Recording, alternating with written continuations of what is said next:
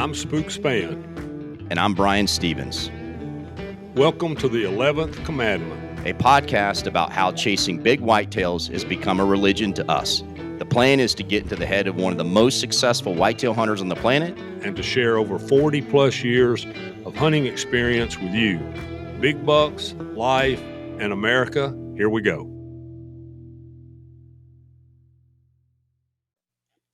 Welcome to the 11th Commandment. I'm Brian Stevens here with Spook Spann. Spook, how you doing today, buddy? Doing great. Really excited to have our guest on today. Yes, we have a very special guest that I know has been a longtime friend of yours, a confidant in the hunting industry. So if you want to introduce Grant, that would be amazing. Yeah, man. I met this guy. I believe, Grant, we met around 1985, mid 80s. Somewhere in there. Is when you did, I think, this was at least the first one I knew about ever QDMA meeting in Paris, Tennessee back then. And the only reason I can even come close to remembering that is because that's the year Marty and I got married. So She still had to learn that it wasn't a good idea to go with me to events like that, but at that time. But I met Grant that night, and I don't know if you remember, I'm sure you do. We sat on the tailgate till like midnight that night talking. Everybody else is gone. And I was like, man, this guy is I don't know, just touched my heart right off the bat. Grant Woods is in my opinion, the most knowledgeable whitetail deer biologist guru on the planet. He's been doing it for a long time and graduated from Clemson University and just has been all over North America helping people manage their farms, manage their deer herds. A lot of the contacts and people that I know across the country have been because of Grant. And Grant now lives, I think, just out in Missouri, outside Branson, and decided that he would move to a farm in one of the poorest soil types and prove to everybody that you could grow 5 and 6 year old deer in a place that was very difficult to do. I think he did that out of stubbornness. It's been awesome. And he is just, if there was ever a whitetail geek guru mastermind on the planet, it's this guy. I just can't say enough. He's the most honorable person on the planet. If Grant called me tomorrow and said the sky's falling, get in your safe room, I'd take off running, because I mean, I just, he's that guy. He's got so many accolades. I can't say enough about him. We've confided in each other over a multitude of things, and I've learned so much from him from a biology standpoint, what to do to help improve habitat, which has been probably one of the biggest things that I've learned from Grant. But I'm excited to see you again, buddy. I'm excited that you're on here with us, and I hope we get to do a lot more together in the future. And still consult today. And then 15 plus years ago, my friend Bill Winke had started a web show, which was I think Bill may have been the first, so one of the first for sure. Yeah. And he asked me if I would join him. And Bill's a great guy, great hunter. I'm more of a manager. And I said, I think we're just doing a management thing. Bill and I are still great buddies. I started growing deer, no idea what we were doing. I mean, looking back at those episodes, you go, oh my gosh, but and I come up with this silly plan to make a new show every week, 52 weeks out a year, and never have a repeat. And for 15 years, we've done that. We've never missed a week, never had a repeat. And just, I think that amount of content has allowed us to grow, and we're on a multitude of platforms now.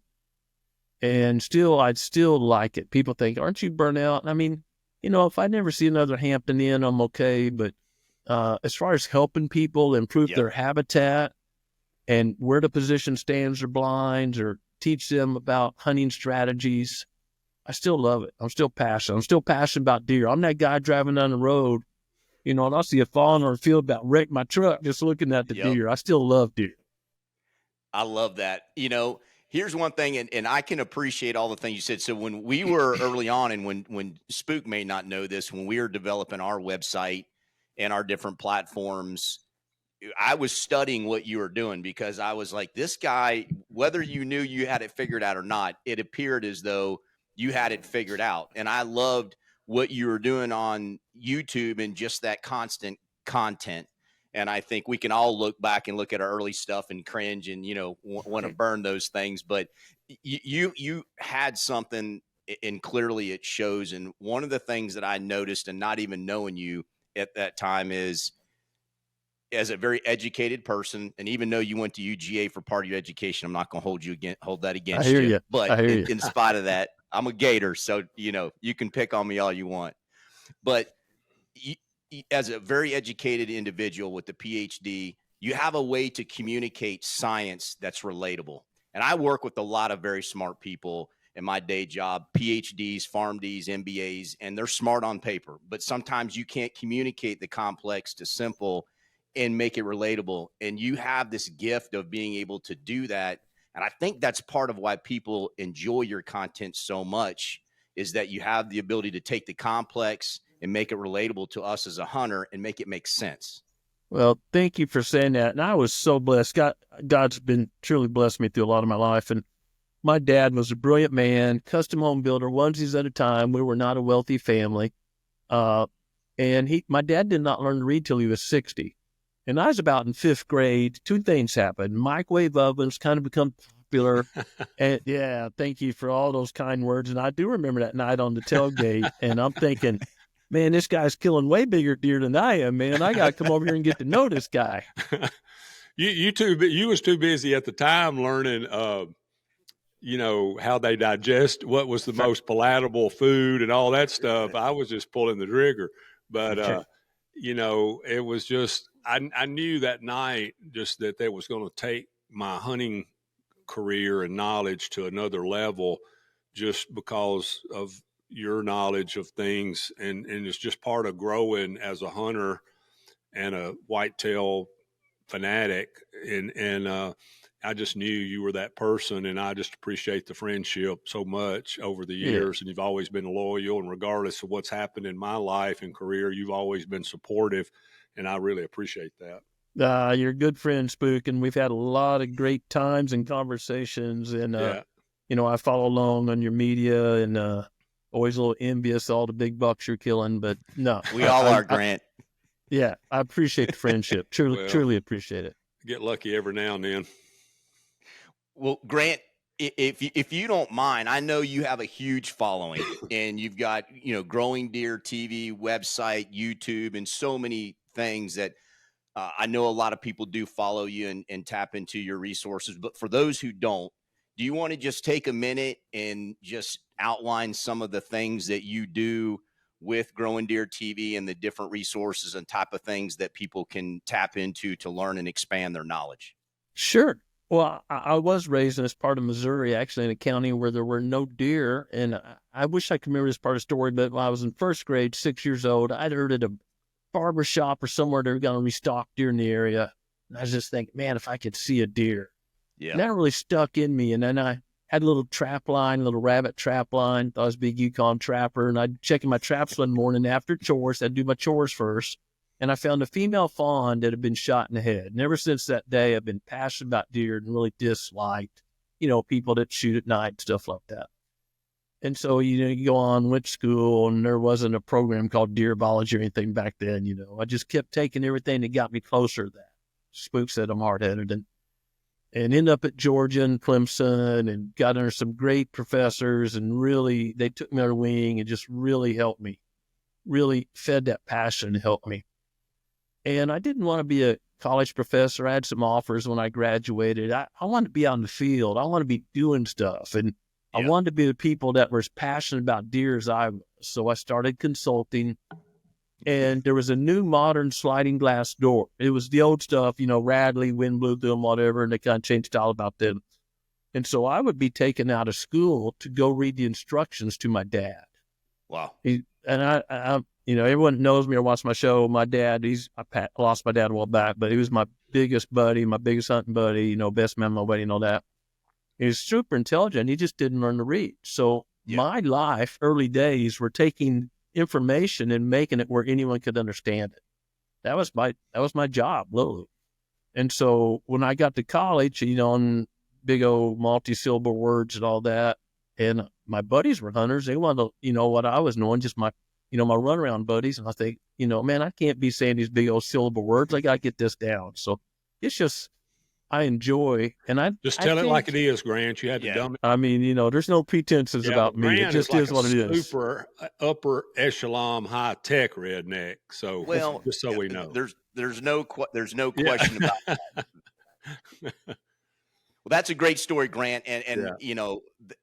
it's interesting how the things that shape you as a young person to what you are today. And we were on another podcast talking with Slim.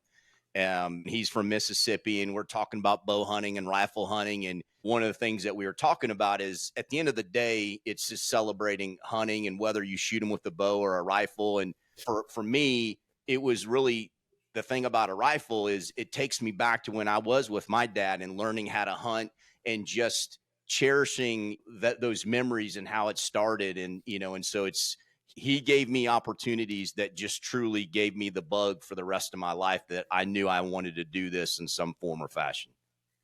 Yeah, I couldn't agree more.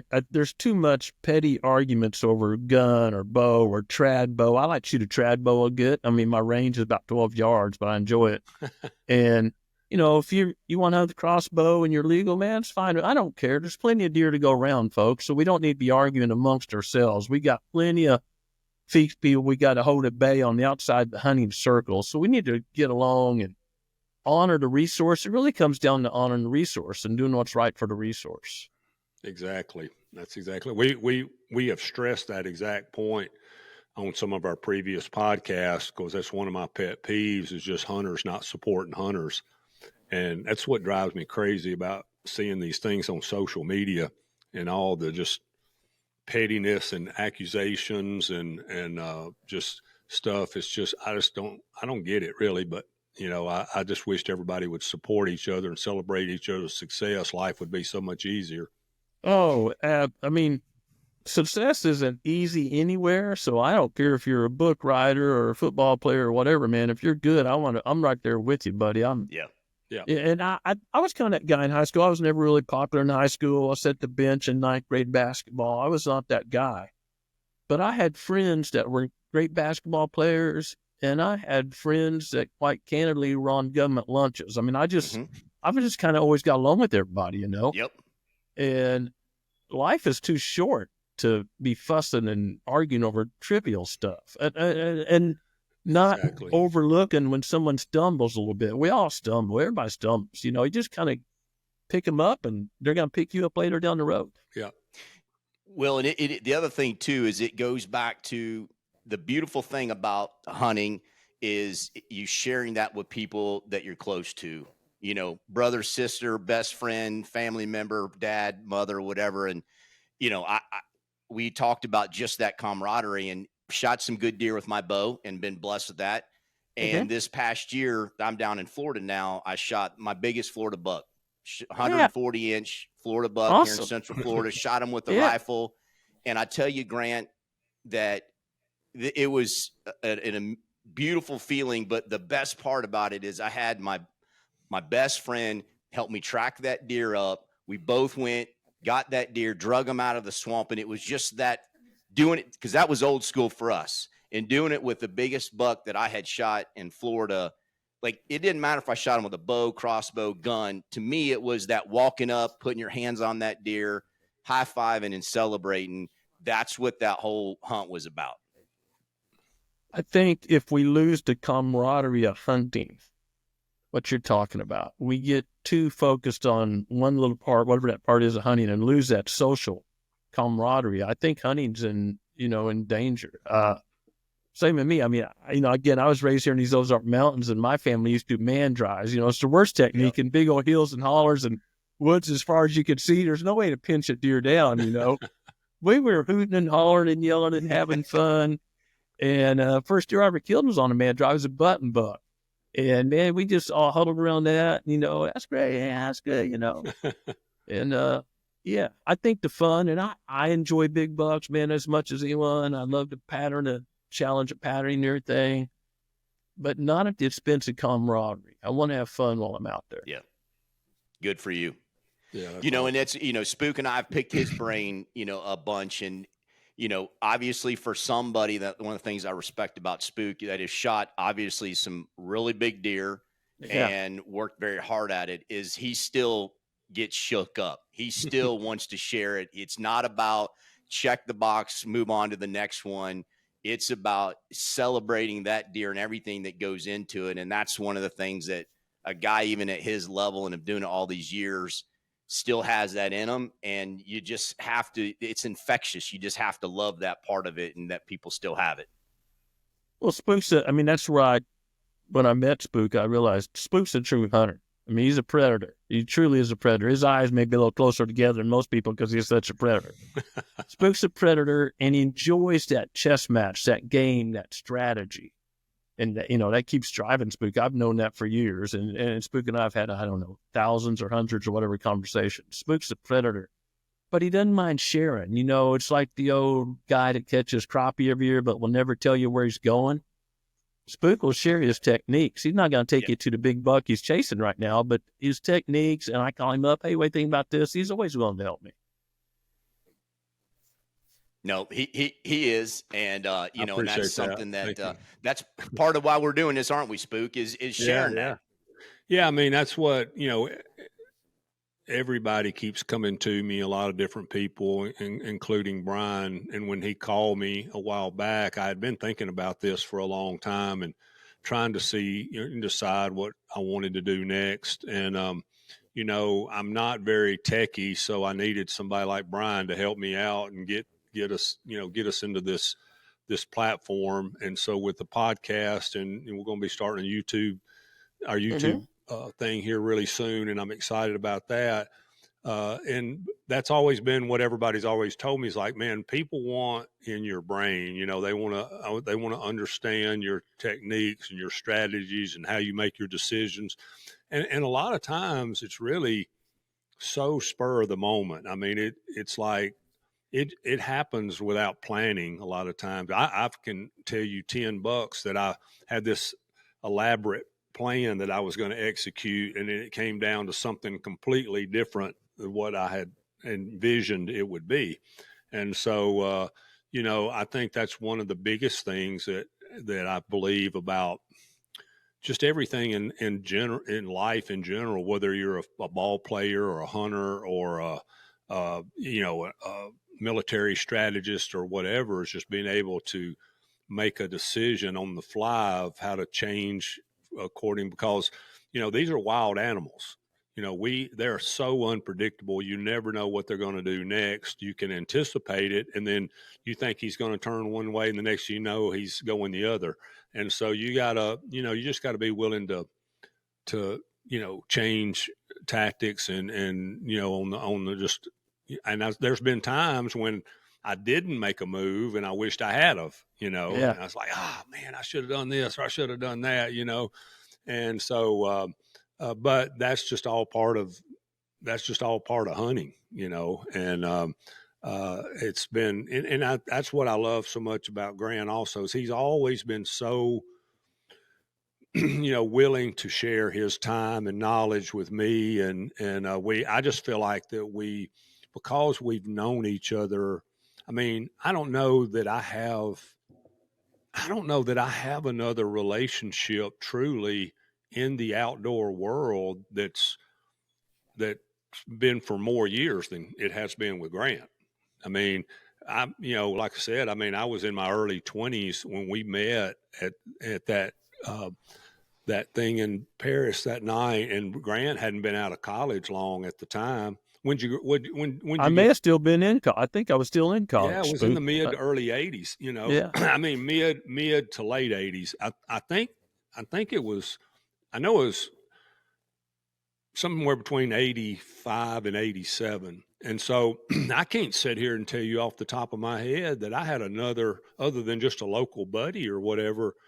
I didn't really have anybody that I really confided in or talked to on a serious matter. Because it's funny, after that night, I went home so excited And I talked to my dad the next day, and I was like, Dad, I went to this meeting last night, and I met this guy named Grant Woods, and I said he's a whitetail biologist, and I said, and I just started going through a lot of these things we talked about, and I was like, I really want to get serious about not shooting, smaller, younger bucks, and I want to get serious about, because back in those days, I mean, we know is just typical, Southern redneck mentality. It was about how many you could kill. Most of the states had very liberal seasons. You could kill a lot of deer, a lot of bucks, and it was just all about piling them up, And we did like to eat them, but the men that worked for my dad at the sawmill really liked them. So we, got caught up into always trying to get all of them a deer, and which was awesome. But you obviously are going to grow out of that at some point, and that night meeting Grant was that turning point for me where I just I went from having this vision to I went right here, and what was awesome is my dad was like, I wish Grant could have seen my dad's reaction, because I told Grant about it later, but I was like, Dad was all in. I mean, and there was nobody that was a more redneck hunter than my dad. He had done everything, but he was so into, and I think he saw my passion, and he was so happy that I liked to hunt and fish as much as he did. And then, so it's just like whatever I wanted to do, he was up for, and of course I'd already learned my lesson at a very young age. And we've told that story about the food plots and the deer eating in the garden and me starting food plots. And so that's when, when I started talking to Grant and learning more about, fertilizing the food plots and the different things to be sure get the pH level. Because I mean, all we do is go out there with 4 bags of triple 15 and crank it out and be done, And so Grant, that was kind of the beginning of learning a lot of things that we take for granted now. Back then, nobody even talked about, there wasn't even such thing as a food plot. I called them pea patches, Yeah. And so, those are, I remember, and I also think that, I don't know if you remember this or not, Grant, you kind of challenged me at one time thinking that I was kind of being a little, I don't know what the right word is, but thinking that you could kill, mature deer on food plots because nobody was doing it, and so you kind of challenged me, and I said, and so that's when, I started giving you some rundowns of my experiences and some of the older deer I was killing in food plots and the way I was doing it. And you got inquisitive, and those were some of the best conversations we had, back in the early days, just about, me asking you about, techie biologist questions, and you asking me a lot about, hunting questions. And I don't know, I feel like, and I always really appreciated the respect that you showed me even that many years ago. And I'll never forget. Please tell me you remember that time we were coming out of we were going to eat lunch. Marty was with me, and we were going to eat lunch, and we were at in Nashville at some kind of Tennessee,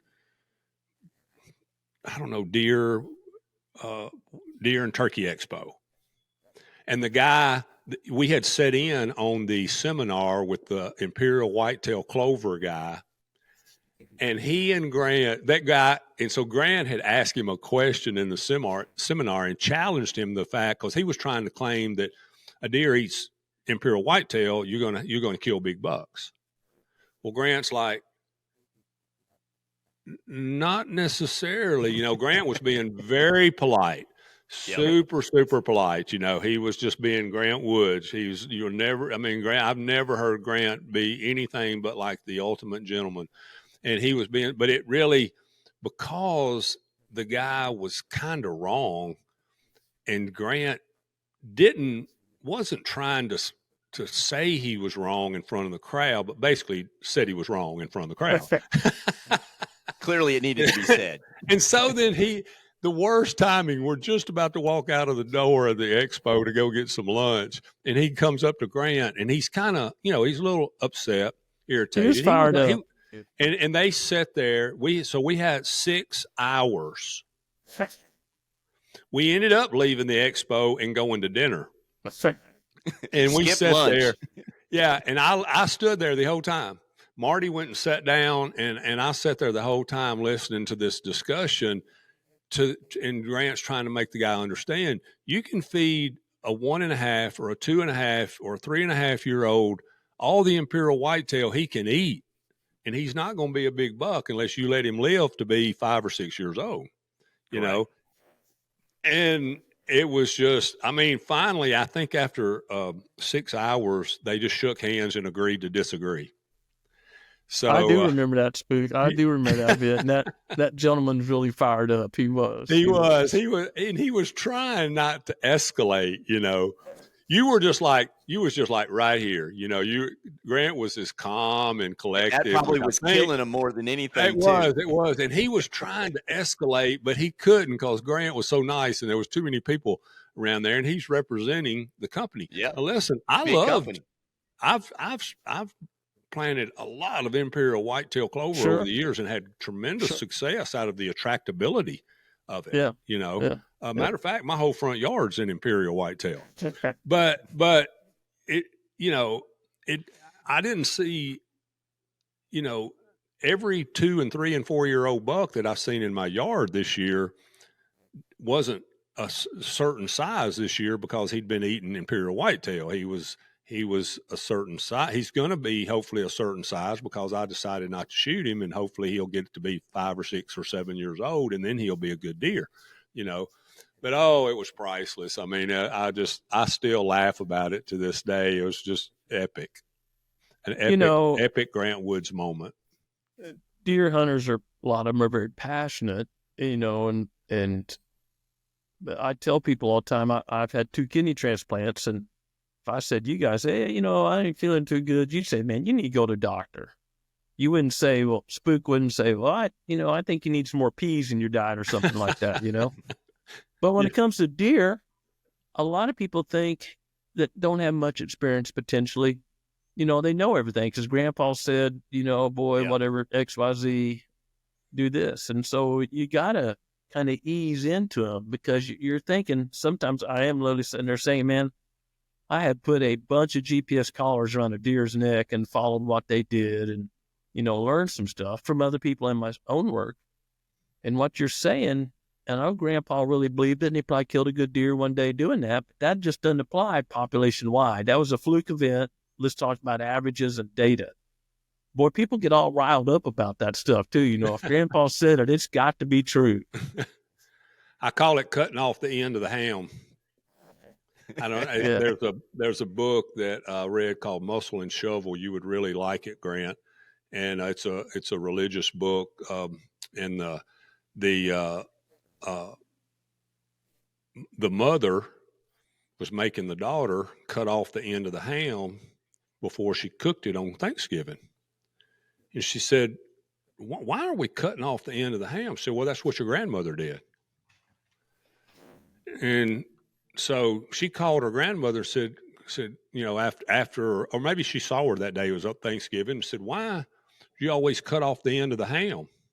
Said, "Well, because our stove wasn't big enough, so we had to cut the ends of it off so it fit in our stove." They've been doing this all this years with plenty big enough stove to put the ham in, and the only reason they were doing it is because that's what grandmother said. That's what grandmother did. And it's so funny how that applies to so many different things. We're just doing it because our grandfather did it or whatever. And it has no effect on the end result of what you're trying to accomplish. And so many things, from managing money to our health care to whatever, so many things. Yep. That's exactly right. No, absolutely. They're great stories. And, one of the things that I think if we kind of talk about older generation, and then now you talk about a younger generation. So there are, younger generational hunters that are coming up and they want to learn. and they want to absorb. And, you know, my son is one of those. And Grant, I know you run into him, and Spook gets approached all the time. And that's one of the nice things about kind of what you do is it's not bro science, if you will, or it's anecdotal, that you're going to have experience feedback, but you're going to have science behind it. So that way it can be replicated. And I think that's really important, is having someone like yourself that's got the education, but more importantly, it's the experience of time to be able to share that information. So, you know, you can have somebody that gets into hunting and it doesn't take them 5 years to have a moment of learning something, or they give up because it's hard, but you kind of expedite that bell curve, if you will, of being successful in the woods or growing a nice deer. And I think that's important to keep hunters too, you know, engaged, and we need that.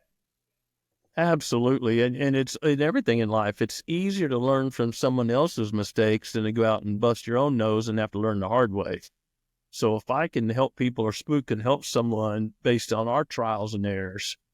And one of the things that I think may have helped me in my career was not being stuck in a university or a particular lab, whatever. You know, I've worked for landowners, literally from New Zealand to Canada. And I learned a lot from landowners because they've been out there, you know, fingers in the dirt, trying this combination of that, whatever.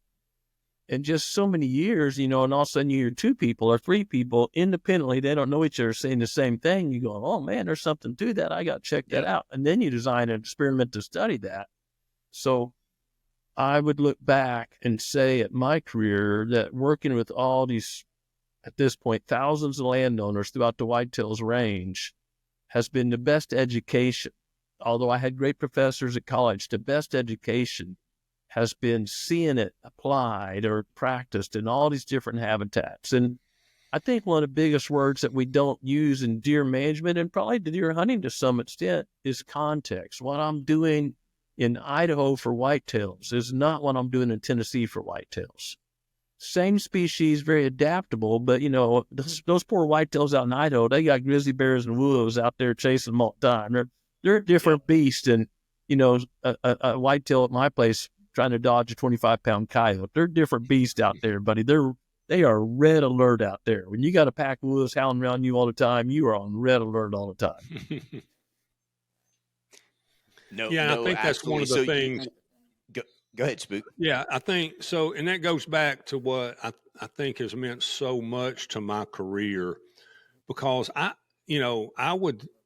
there's not many, if any, serious diehard hunters that have had a relationship with somebody like Grant for 40 years, where I'm taking all the knowledge that I've been gathering through, you know, trial and error, but also taking the knowledge that Grant had and has gained through his trial and error and all his conversations with way more landowners than even me. And so being able to combine those two worlds together I just think has taken things to a certain level that most people have a hard time understanding and comprehending. Because name me 2 other people, you know, hunters, friendship with a biologist / hunter for 40 years in the whitetail world.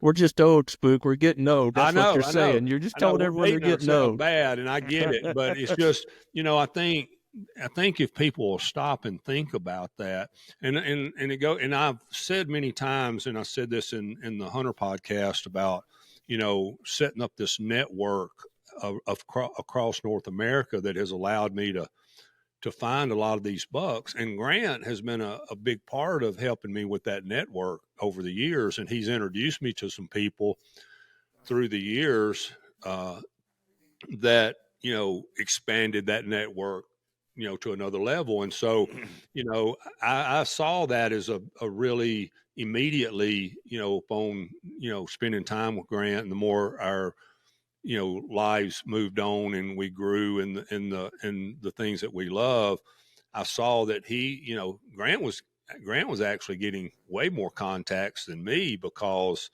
of the business he was in the consulting business. So he had people all over North America that was inquiring his services for consulting. And so then anything that he would learn or somebody that he thought I needed to know out of that, he'd introduce me to them.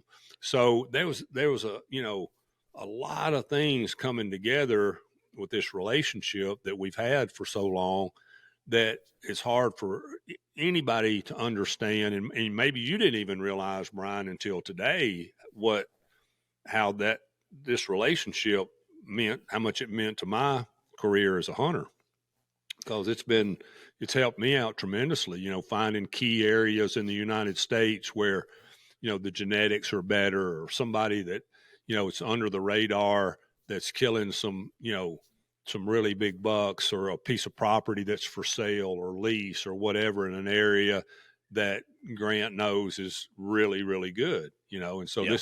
and I appreciate him telling me and not telling anybody else. I'll take that hunt sometime, Spook. I'll take that hunt. He's going to cash that chip in at some point. I'm okay with that. I'm totally teasing, brother. I'm totally teasing. Another thing too, and I don't know, I mean, I really appreciate it. I don't even know that I've ever said this to Grant, but when Grant was getting ready to start his new journey in the things that he's a part of now with his YouTube and all that, he actually called me and asked me what I thought about it. I don't know if you remember that or not, but Grant called me and I was just like, I was like, dude, I mean, I think, I don't know exact words I use, but I'm like, dude, I think anything that you do is going to be successful, because people are going to want your inside your head. They're going to want that knowledge. And then, and we had conversations about sponsors, and because we were always, everybody's always skeptical about who's legit and who will stand behind you and different things like that. And so, I've always appreciated the fact that he respected me enough to ask me what I thought about it before he ever started. That was awesome. And I appreciate your input very much. He clearly made the right decision. Oh, for sure. Well, I knew that's just Grant. He's not going to make any wrong decisions. I don't know about that. Yeah. Well, YouTube and now all the other platforms that have come around. To me, it's like nuclear power. It can be used for good or bad, right?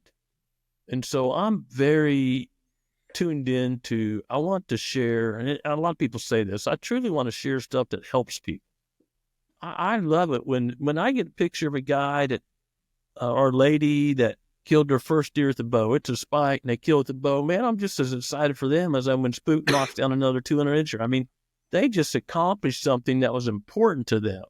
We had a lady hire us recently in Pennsylvania, very successful lady, single lady, very, very successful, and wanted to provide her own protein. She wanted to hunt for protein. It was not about antler size or anything else. And she'd bought 40 acres. She was made it big in software world in Pennsylvania.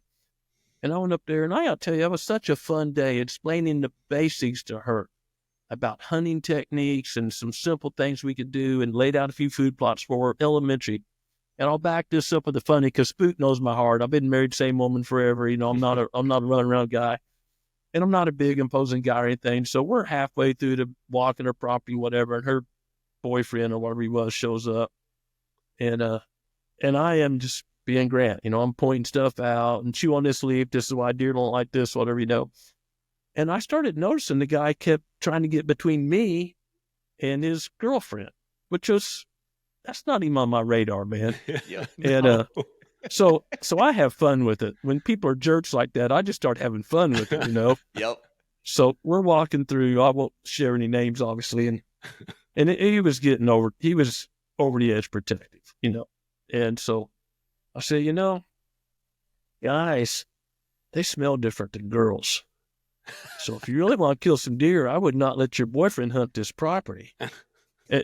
And I told her later I was fuzzing, Yeah. She's like, oh, okay, well, whatever the guy's name was, I'm sorry, but, come hunt season, you can't go out a yard, And I was just laying it on deep. I mean, and I respect you even more now, Grant, that you're doing this. You would have done that, Grant. I couldn't picture you That's I love it. corrected it. hilarious. I corrected it to her. I called her as I was driving away. Actually, I called her Yeah, and said, "Hey, that's I got to priceless. tell you, your buddy there was being a jerk, and I was having a little fun with him. I don't care who hunts or whatever he did." Oh, that's awesome. That's Yeah. a great story. One of the things that Grant, I hope you'll come back, more and more, because I think one of the unique things about the two of you is you each have experience, knowledge, but what I have noticed and the things I've learned from Spook is sometimes it only takes one or two little details, one or two little things that you can tweak or do that can make a significant difference in your success. So, for example, Spook and I have talked a lot about two topics. One is getting in and getting out undetected. Yes. Okay. Whether you don't hunt in the morning because you can't get in, or or if you do, it's being very strategic, and then finding ways to be able to cover yourself getting out, whether it's a truck, tractor, or whatever. And then the other part is, when the wind's not right, don't hunt to just hunt, because when you're hunting a mature animal, that one or two times and it's done, you screw up. And then on the education side, there could be one or two things from a science standpoint, food plot, habitat management, any of those things. And that's what I'm excited about, is helping people sometimes with those one or two little things can make such a difference. And you only get that through the mistakes of years and years of the success and years of doing it. I think you nailed it on the head, Brian. And I think one of the problems Spook will face, or has faced, is he's done this so long and so successfully that it has become, he referenced this earlier, intuitive. And sometimes if you're, shooting hoops or playing pool or whatever, you're doing things you don't even recognize you're doing anymore because you've been doing it so long. You're at a level where some of the basics you forget to explain because you don't even think about that. Or Spook talked about change his mind. He had a whim and it worked out or it didn't work out or whatever. Well, that comes from experience. If it's repeated over and over, not a onesie, anyone can do anything one time. And that intuition Spook has developed through all that experience. You don't get intuition just by sitting here and, you get intuition by doing it. And then you learn. And like I've learned, man, I'm looking at the weather in New Mexico before I plant a food plot in Missouri, because that's what's coming here. Unless there's a really wicked northern front or something. Mm-hmm. What's that? If it's dry as a bone in New Mexico, exactly, and the local weatherman's telling me a quarter inch of rain, he's lying, man. I'm going by the radar in New Mexico. Yeah. So, yeah, those things at a much more detailed level are tough for people to have a lot of experience to communicate, because you're not trying to hide it or be secretive. You just don't even think about it because you're 4 plays on down the road. I've been warned about that a lot. Slim's like,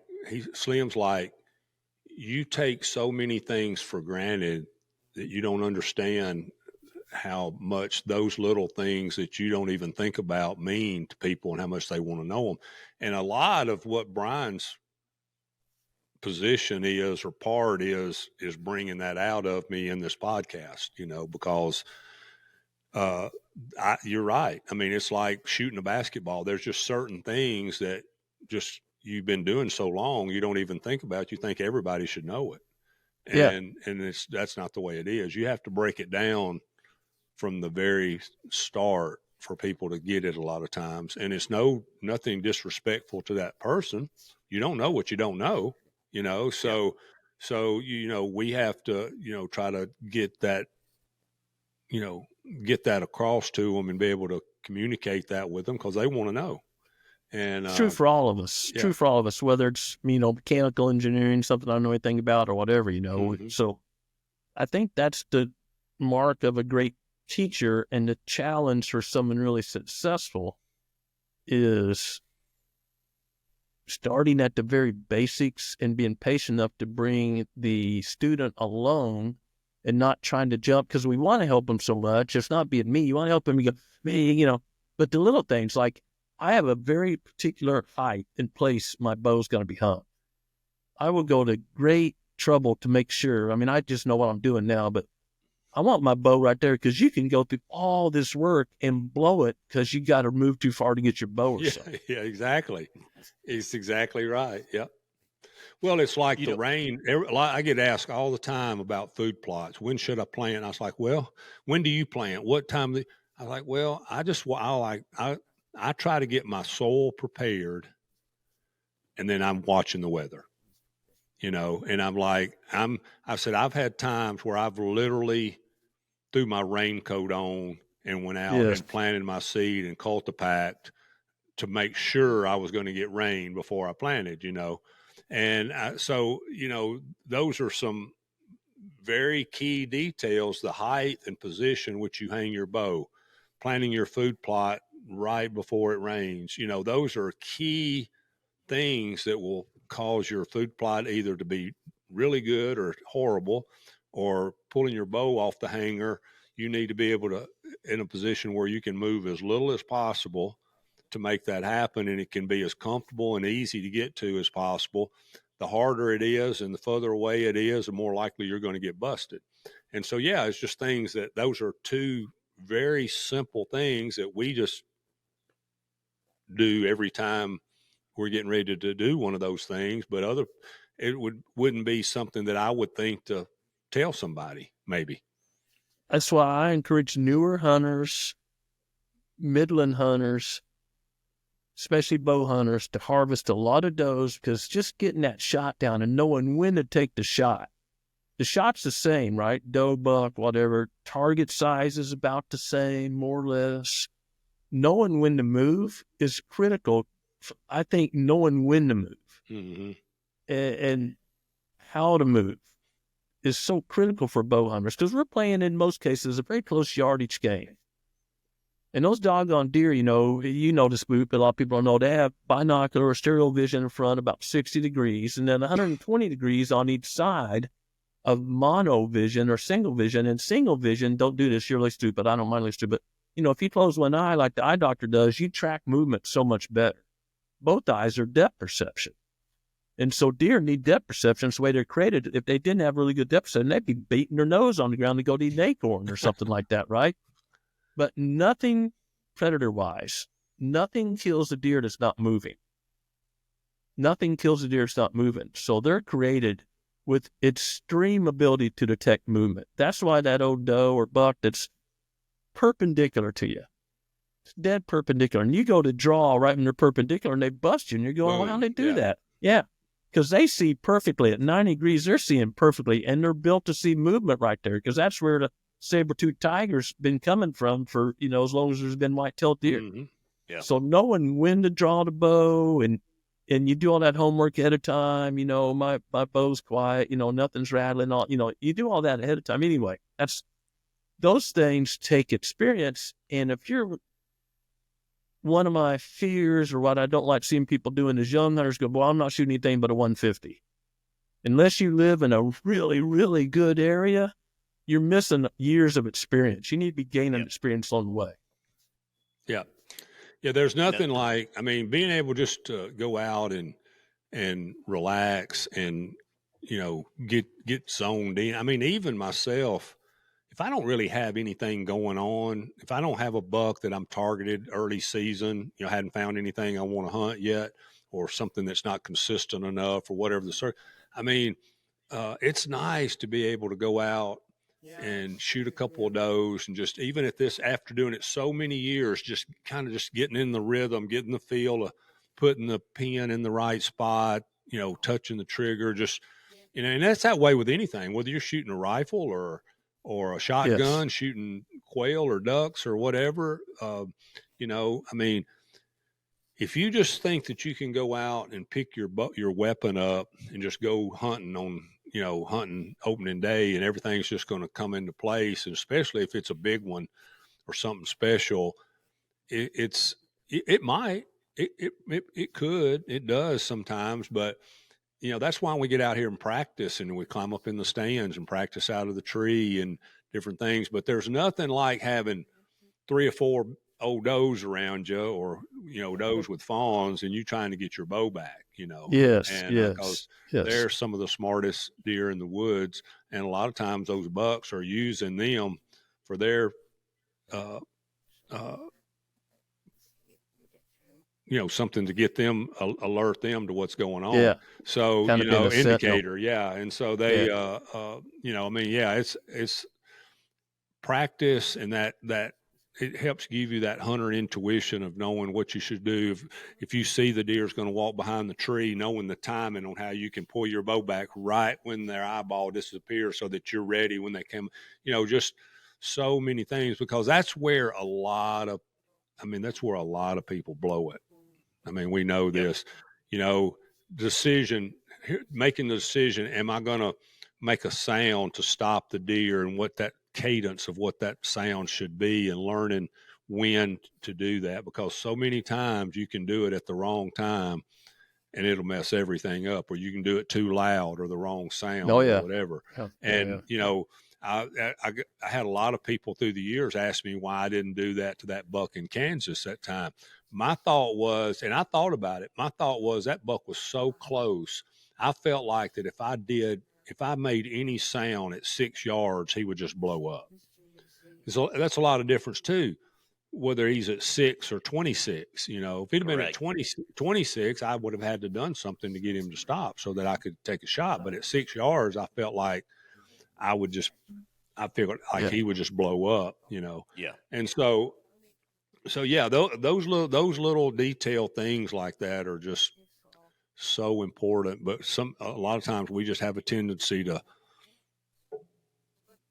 just, overlook them or take them for granted. And that's why I think the idea that one of the things we really want to do a lot of, Grant, is take a particular buck that we've been successful on and just tell the story of the planning and everything that went into that, from the time we found out about him to the time you're holding him in the picture, so that, and I actually, it's funny, Brian, we've talked about that several times, and I've actually had some people comment since we started posting the podcast starting soon, that ask if we would do that. So I'm excited about, doing that with, a lot of the bucks that have killed over the years. Yeah. And two, that's when a lot of my true emotion comes out in remembering those moments, So, that's good stuff. No. Yeah. Hey, can I ask a selfish question while I've got two Yodas on the line here? So, Grant, I've got 2,000 acres down here in Central Florida. Billy and I do, and we've managed it, a fair amount. There's tens of thousands of contiguous acreage around us. We've just got a 2,000 acre piece. It's long and narrow, if you will, but there's deer that can come back and forth. And, we've had to do a lot of stuff to it, but, this year we're putting in more food plots. We're going to do some protein.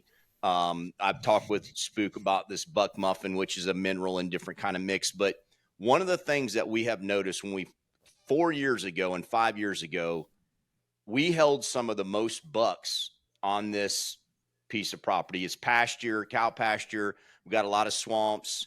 We don't have a ton of like oak hammocks and palmettos, but we've got, plenty of cover. But in the last 2 years, we have a lot of deer, but we are not holding hardly any bucks until, right in October. You'll have a few bucks like that buck that I killed show up. And then late season, we had one 5.5-year-old. But other than that, there's just literally, we'll have 6 to 8 does at every feeder and there'll be no bucks. And it's just, I don't know if it's a food situation or anything that we could do differently to just hold more bucks. But I don't know if you had any advice or anything that we could be thinking about that might be similar to what somebody else might be experiencing on their property. Well, my first thought is we have a lot of clients that have changes, something's happened. And my first thought is really study, maybe you already know what's happening a mile out from your property. They did put some Hermaphia in 2 years ago obviously for cows. And, they did have some of the rye and Hermaphia closer to us, but I know, across the road, they put in probably 10 acres of Hermaphia. So that's the only thing that's changed, which I know that's very attractive to deer. What are they killing and what are they seeing? A lot of the other hunters around, they're doing year-round protein blend. So it's a down in Okeechobee, they've got a really, they've got a protein blend, and it's got some garlic in it. It's got some different things that, we work with our biologist here, got a great relationship. But what kind of, are they seeing a lot of bucks, or there's bucks everywhere, Spook. I mean, we're talking 3 miles away, and these guys have 4 and 5 bucks every day on their property, and we have no pressure. I mean, we are very selective about when we're on the property and all of that. We got a lot of hogs, and I don't know if that's part of the problem, Grant. Yes, we got too many hogs. I love hogs. Well, I do too. I love to kill them, but we've also noticed the mature bucks will not go to the feeder or into near where that big boar hog is. Hogs can certainly displace deer, especially mature deer, certainly unequivocally. Okay. And I'm a hog hypocrite. I do not want them on my land or where I hunt. And I love to go somewhere else and chase them with my bow, with trad bow, spot and stock, try to get within 10 yards of them or so. It's just, again, a lot of fun, great experience, right? And I'm actually flying into Tallahassee next week to help a landowner down there. But I would look to 2 things that come to mind for me, and Spook, I think, agreed with me, is I would really study what's happening around me. Study, drive all those roads, talk to whoever you can talk to, because something has changed. And if it hadn't changed on your property, deer home ranges almost never, even with, a couple thousand acres, they never, if this is your land, seems they're always 10% on, 80% off or something. They're rarely dead center. Rarely. We all share deer with our neighbors. And something tells me, or it seems likely to me, that something really has changed in the neighborhood. And I would, and you have to, the 2 things you need to do is identify that, and then you have to be better than that resource. And if it is food, you've got to up your food game, because so deer, the number one, I'll show you how we know this, but the number one motivation for deer is survival. Over the rut, overfeeding, number one, survival. Okay. And you know that by measuring corticosteroids. That's our fight or flight hormone. Well, deer have that. And so if they're alerted and you've seen this, boy, you got the best looking food plot and it looks great, but you got busted and all of a sudden that buck's not coming there. And there's a lot of research with GPS collars that show this. So you need to have, in Florida especially, that part of Florida, I've done a lot of work down in that area. On Likes Brothers sausage land. I don't know if you know Likes Brothers. My dad used to run the cattle on Likes Brothers back in the 70s, so I know it well. I've done a lot of hunting on Likes Brothers land, and I hate the mosquitoes down there. Anyway, you need to have better food resources that are associated with less hunting pressure. Okay. All right. I feel very comfortable without ever seeing your property. And if I'm down in the neighborhood sometime, I'm happy to take a ride through with you. I'm not trying to force myself on you. But you have to come turkey hunt with us. Come kill an Osceola. Man, don't tip me, because I'll turkey hunt, hog hunt. One of my favorite things to do in South Florida is chase a tom in the morning and spend all afternoon spotting and stalking pigs and listening for turkeys for another hunter or something. That's a lot of fun. Yep. Yeah. Well, thank you for that advice, and I may pick your brain some more, but I mean, we're really putting a lot more into the food this year. And we're going to be doing, and I've talked to Spook about this, these all-season feeders that can be timed but can put in a protein blend that's attracting, but obviously, that's got the higher percentage of protein. And we corn year-round, but, we've got to do more from a protein standpoint, and I think that you hit it on the food. I don't think the pressure is as much of an issue, but I think it's the food and doing better than what our neighbors are doing. So I appreciate that. So deer are called in the science world concentrate selectors. And I can explain this, I think, really illustrate this easily. If you've watched deer walk out in the bean field, unlike a cow or something, just stand there and kind of eats everything around them and then moves on. Deer eat a leaf here, take 2 steps, eat a leaf here, whatever. They're literally sensing through smell and look the best possible food there. That's where the concentrate selector comes from. And that's because they're a ruminant, one stomach, but 4 chambers in that stomach, but they're a really small ruminant. Most ruminants are like cows, bison, moose, great bigger critters like elk.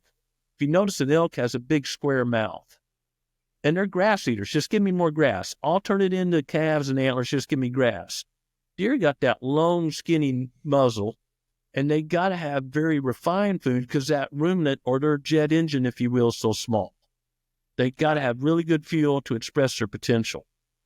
And so and I tell people this anywhere, Kansas, if you're an 80-acre hunter in Kansas, you need to have one of food, cover, and water. And water's almost never an issue in most of the West Texas or something. You got to have one better than your neighbors. You got to have a reason for deer to want to be right there. And then the icing on the cake is that resource has to be associated with less danger for deer. Got to be. And that's where you only hunt afternoons if that's the lay of your land, or your approach, we call it approach hunting exit, has got to be just solid. It's got to be solid. And I envy people that have properties that have really good approaches I'm a morning person. I wake up early. I'm active in the morning. But most places don't have good morning stands. You alert deer getting in there. Yeah, I've always said, people ask me that, question, and my dumb it down as much as possible answer is, I always am trying to give my deer something on my place that they can't get anywhere else. And then, I just try to outfeed my neighbor. And so, that's really been a big part of my concept through the years. And a lot of that's come from mine and Grant's conversations and strategies.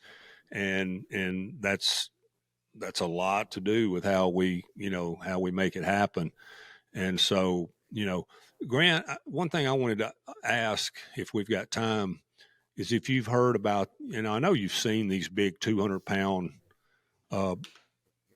blocks that some people are making now. One's called a buck muffin. It's got, nutrients and minerals. It's got protein, and they're putting this buck muffin company who's making it out of Kansas is putting garlic in theirs, or some form of garlic to help with ticks. Have you heard about those, and how do you feel about that concept? I've not heard about those particular products. I'm in a CWD zone, and a lot of my clients, it's in 38 states now, are in CWD zone, so they can't feed at all. So I'm not tuned into that. Wow. But deer breeders, high fence deer breeders, for years have put garlic usually at a ratio of about 14 pounds per ton of feed. Gotcha. And if you get more than that, you can turn the deer off feed, which a deer breeder wants deer eating as much as they can every day, right? Yeah. These are what I call domesticated. They're not wildlife. I'm a wildlife biologist. Those intense deer breeding situations are more like a domestic situation. Right. They're vaccinated and all that stuff. Right. But they have found that once you get over about 14 pounds of feed, deer may still eat it, but they won't consume as much per day. Right. So you got to limit protein intake or something like that. And the science is, I say science, the research is mixed. Does garlic keep ticks off deer? Ticks are a huge predator on deer, right? Yeah. They can, and research out of years ago by a really brilliant scientist, really appreciate that guy, out of the Kerrville research area in Texas. That's done a lot of good research with deer, solid group down there, solid group. They found that if they, in their pen situations, could take ticks off deer, got about an average of 15% increase in antler size. So, if you're a 110, that's a 115. If you're a 150, that's an oh my goodness deer. Yeah.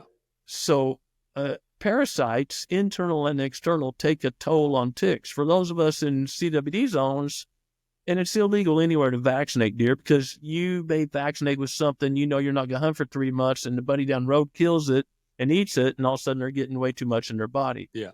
But ticks in particular, and a lot of other parasites, ticks must have moisture. They must have moisture or they die. They desiccate and die. And that's where prescribed fire comes in. If you're managing for a more open forest canopy and you're burning, every 2 or 3 years, you're not going to get rid of all ticks, but you can really reduce those tick populations. You don't get rid of them because deer and rabbits and fox, whatever, are passing through and ticks shed off of them and start repopulating the area. We monitor that with dry ice. When dry ice evaporates, it's the same thing as we exhale. And ticks are attracted not by body heat, but what we exhale. So we're taking a chunk of dry ice and put it on, science, meter square piece of white plastic.